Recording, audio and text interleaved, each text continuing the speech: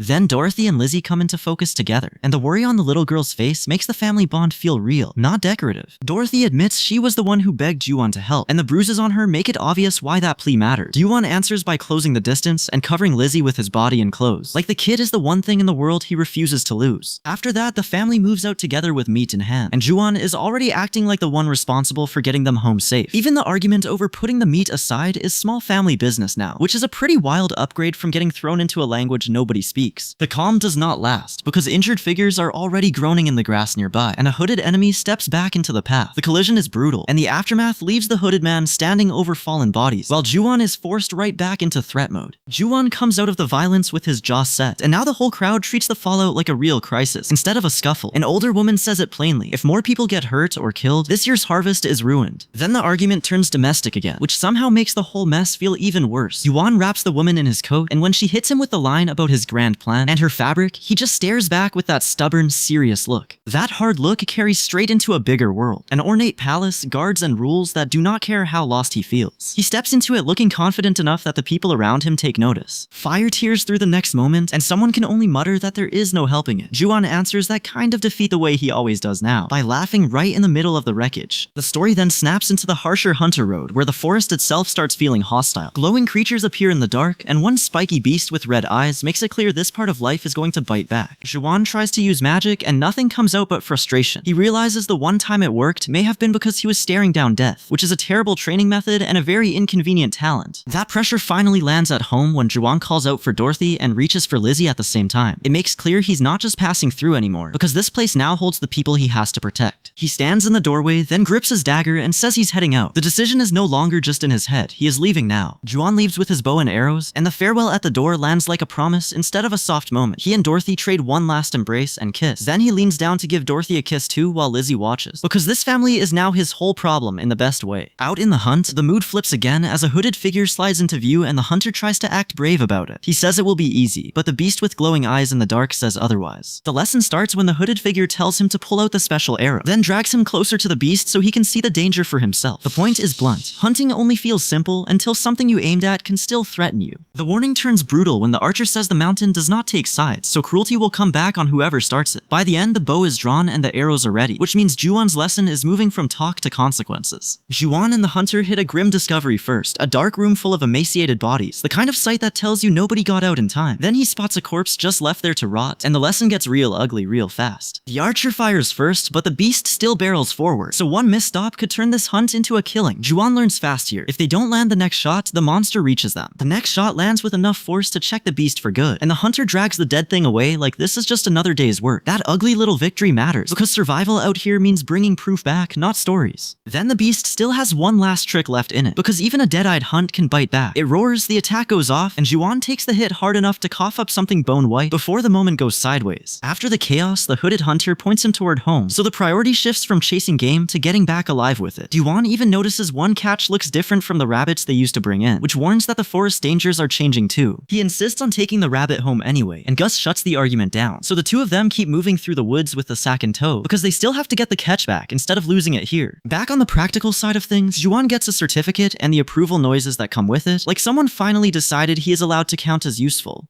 Then Dorothy, the worried woman watching over him, pushes him to learn this properly and hands him a whole bundle of tablets, which gives him a lot more to study next. The hunt is no longer just a hunt after that, because the talk turns to enemies hiding in settlements, and the plan shifts towards searching the mountains for them. Juan activates the glowing tablet and reveals a new lead, with the next face he sees marked by purple eyes and a malicious grin. By the end of the stretch, the story settles back into family life instead of raw survival, with Juan holding Lizzie as she beams at how strong he is. Dorothy stands by while Lizzie praises him again, and that matters because he now has people depending on him, not just a life to survive.